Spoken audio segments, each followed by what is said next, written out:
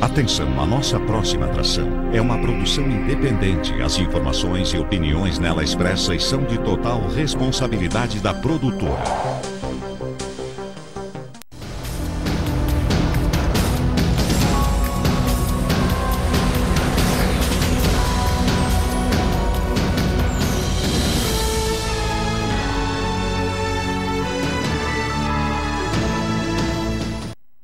Glorificado e exaltado é o nome do Senhor da Glória, meu amado. Que este dia seja maravilhoso para você, que esse dia seja maravilhoso para nós, que nesse dia seja maravilhoso para todos aqueles que habitam sobre a face da terra, porque a terra é o lugar que o Senhor separou para que nós pudéssemos estar vivendo por um período de tempo. Era para ser eterno, mas o pecado entrou e, portanto, nós temos que passar por uma limpeza total para podermos herdar e viver eternamente, porque não dá para se viver eternamente neste sofrimento.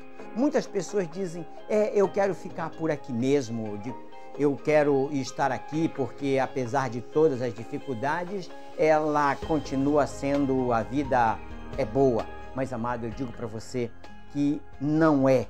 Não é boa porque temos sofrimento, porque temos dor, porque temos algo que nos entristece. E nós não fomos feitos para sofrer as tristezas, para sofrer a angústia e nem dor. Nós fomos feitos para viver numa alegria eterna, num gozo eterno. E viver eternamente desta maneira, envelhecendo, não é legal. Mas o Senhor da Glória providenciou o conserto pela desobediência do homem. Eu convido você para aprender um pouco mais sobre a obediência e aquilo que Deus tem para nossas vidas. Aquilo que o Senhor tem para mim e para você. Ele tem guardado aquilo que não desceu ao coração do homem, que nenhum homem pode imaginar como está reservado para mim e para você na eternidade. Eu quero que você saiba que o nosso Deus tem algo maravilhoso para nossas vidas. E para que você possa usufruir disto, você precisa compreender os seus princípios e viver segundo esses princípios para poder herdar a vida eterna. Viver eternamente em pleno gozo, em alegria, em amor.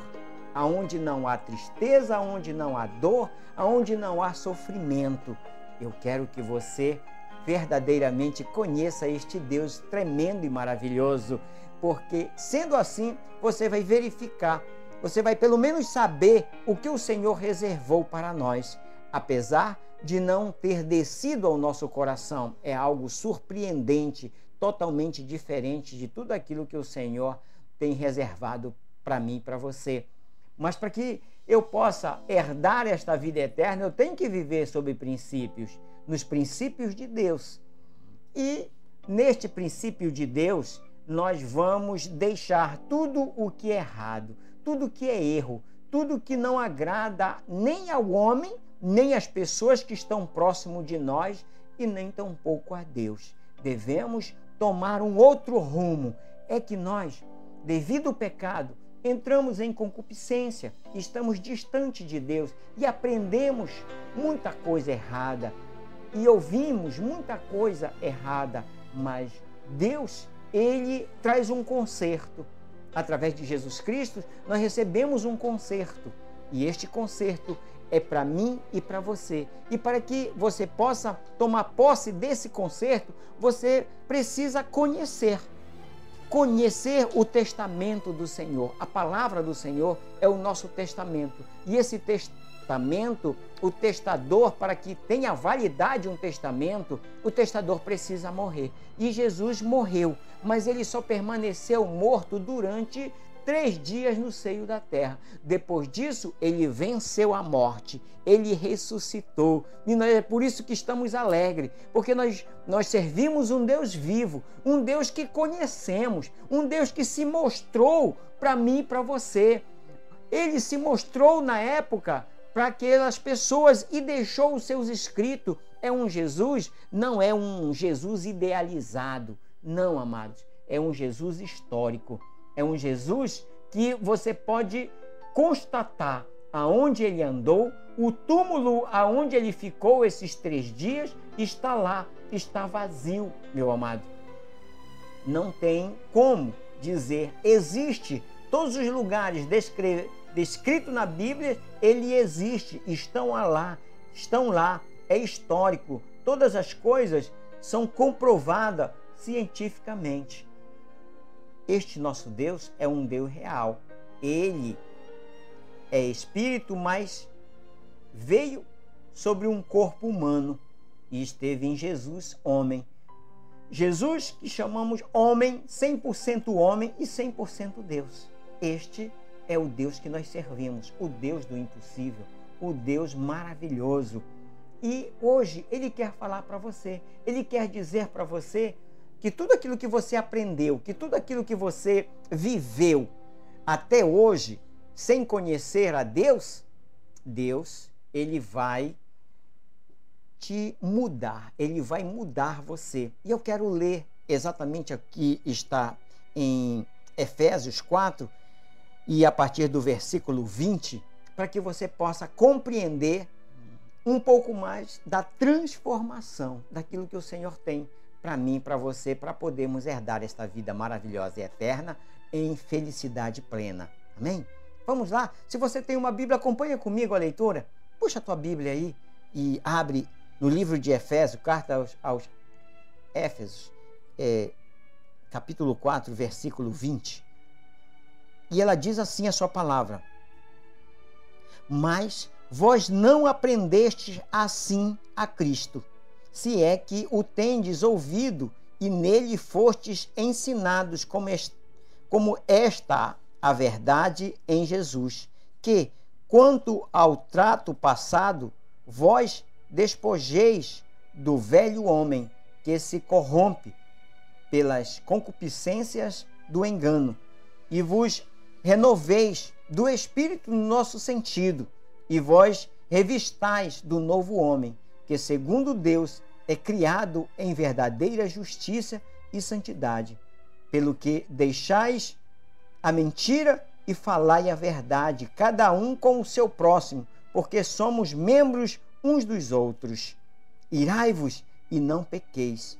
Não se ponha o sol sobre a vossa ira. Não deis lugar ao diabo. Aquele que furtava, não furte mais. Antes, trabalhe, fazendo com as mãos o que é bom, para que tenha o que repartir com o que tiver necessidade.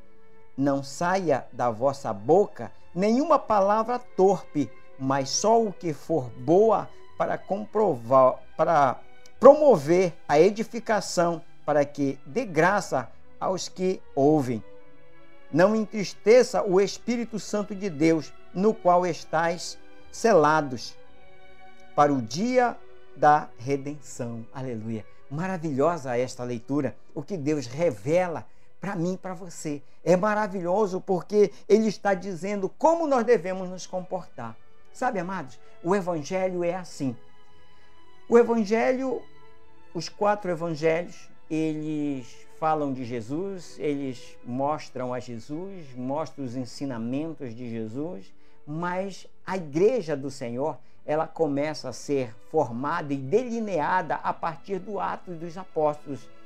E o modo do comportamento, como eu devo me comportar quando eu conheço Jesus, como é que eu vou seguir esses princípios estão escritos nas cartas. Todas as cartas que foram escritas para as 7 igrejas, elas ditam exatamente o comportamento, como devemos nos comportar na presença de Deus, como nós devemos agir, como é a santificação, que é a separação, como nós devemos agir mesmo um para com o outro, porque esta vida, amada, ela é regida por leis. Tudo é regido por lei, nada é sem lei.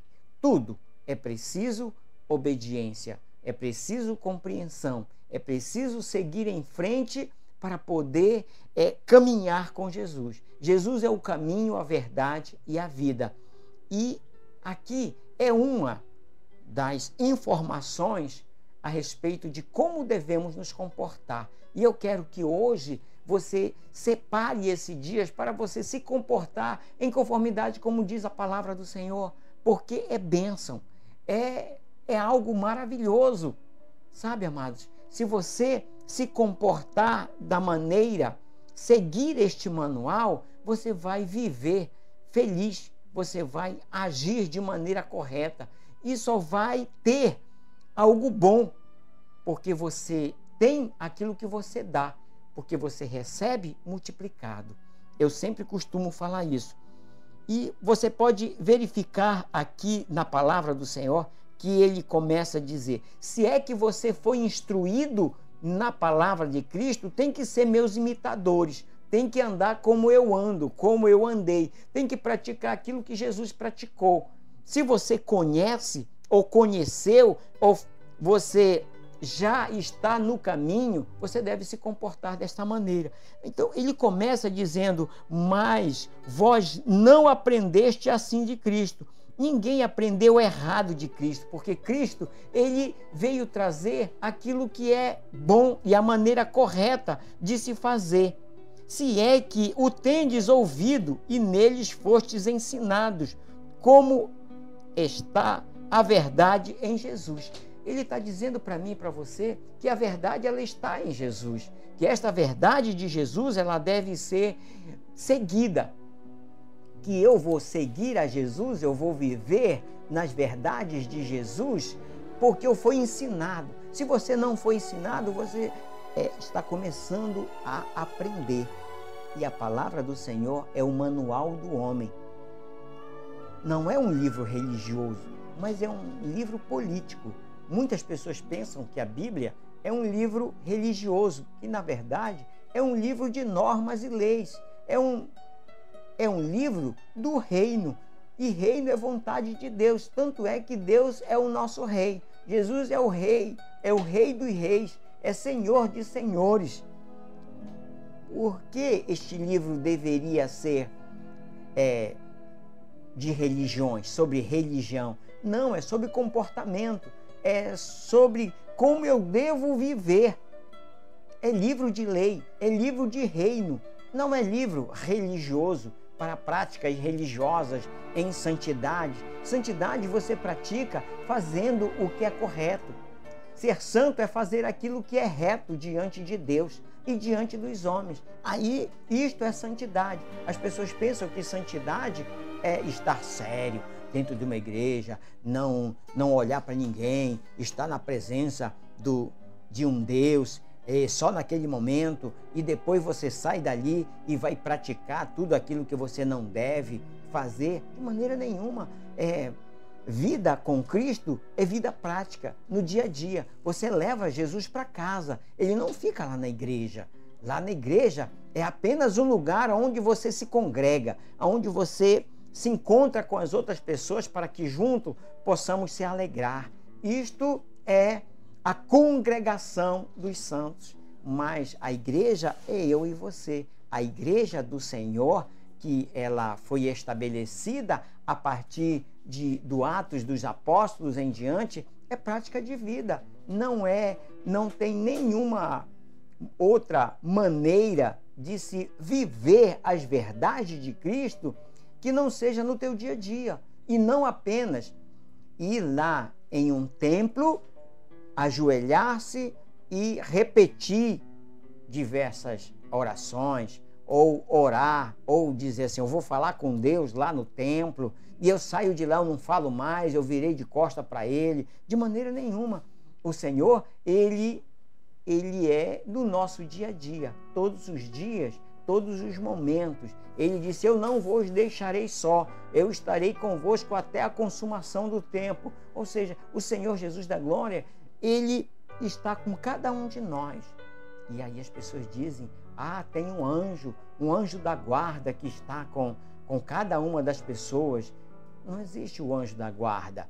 anjo da guarda é o próprio Espírito Santo, é o Deus Pai, Deus Filho e Deus Espírito Santo que está conosco. Ele está junto de nós. Existe anjos? Sim, existe anjos que são anjos trabalhadores, eles trabalham a nosso favor, mas quem está conosco é o próprio Espírito Santo de Deus. E ele está nos dizendo aqui que, quanto ao trato passado, vós despojais do velho homem, ou seja, tudo aquilo que você tem visto e tem vivido como velho homem, como atitudes antigas, como atitudes que não são retas diante de Deus, que entristece o coração de Deus. Ele está dizendo que é para você mudar, que a partir de então você não vai mais viver assim, você vai viver de uma forma diferente e ele vai te mostrar a forma correta para que você possa viver. E esta forma correta, ela é o quê? Se corrompe pelas concupiscências do engano. O velho homem que se corrompe pelas concupiscências do engano, você vai mudar o teu caráter, vai mudar o teu comportamento. Agora, quando você conhece e começa a ler os princípios de Jesus, você vai começar a viver os princípios de Deus, mudando totalmente o teu caráter, a tua atitude, o teu modo de vida. E é por isso que ele diz no versículo 23 de Efésios 4, ele vai falar assim: e vós renoveis pelo Espírito do nosso sentido, e vos revistais do novo homem. O velho homem era aquele que praticava todo o erro. Portanto, ele vai dizer, aquele que mentia, não mente mais. Aquele que vivia de engano, não engana mais. Ele mudou. Agora ele vai falar a verdade. Agora ele vai viver em sinceridade. Ele vai falar aquilo que verdadeiramente é. O comportamento, ele é isso, esta mudança de caráter, esta prática no dia a dia, em todos os momentos. Eu não tenho vida longe de Deus. Eu não tenho vida distante, como costumava se falar, vida secular. Secular quer dizer vida sem Deus. Não podemos, se somos cristãos e vivemos para Deus, Ele é o autor e consumador da nossa vida, Ele nos salvou, Ele nos comprou, nós somos dele.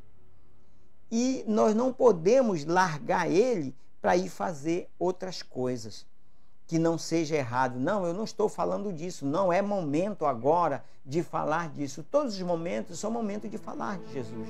Todos os momentos são momentos de falar com Deus e de falar de Deus.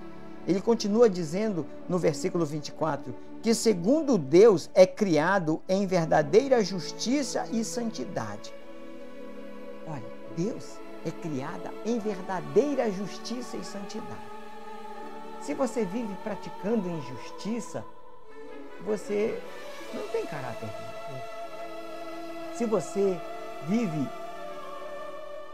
enganando, você não está em santidade. Não é caráter de justiça, não é caráter do Senhor. Se você engana os outros, não é caráter de justiça. Você não é justo. E Jesus não está em você. Não adianta você ir para a congregação. Não adianta você estar lá rezando e depois ser injusto. O Senhor, Ele te quer em todos os momentos. Mas quando nós aceitamos a Jesus e começamos a conhecer, nós começamos a perceber que temos que levar Jesus em nosso coração. É por isso que Ele, na realidade, eliminou o templo e levantou o homem. Levantou o homem como sendo o templo do Espírito Santo.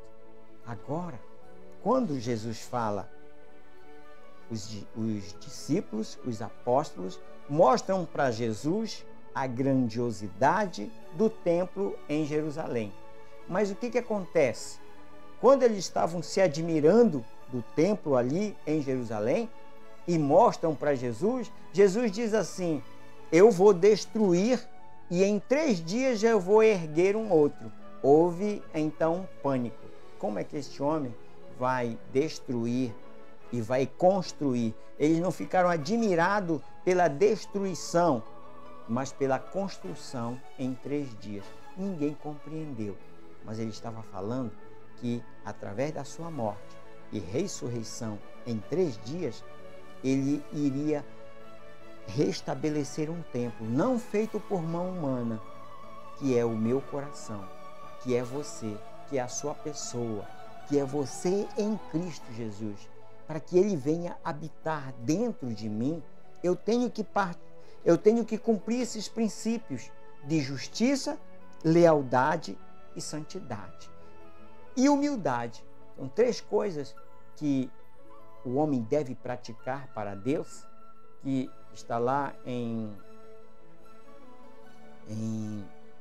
esqueci agora exatamente o livro, Miqueias.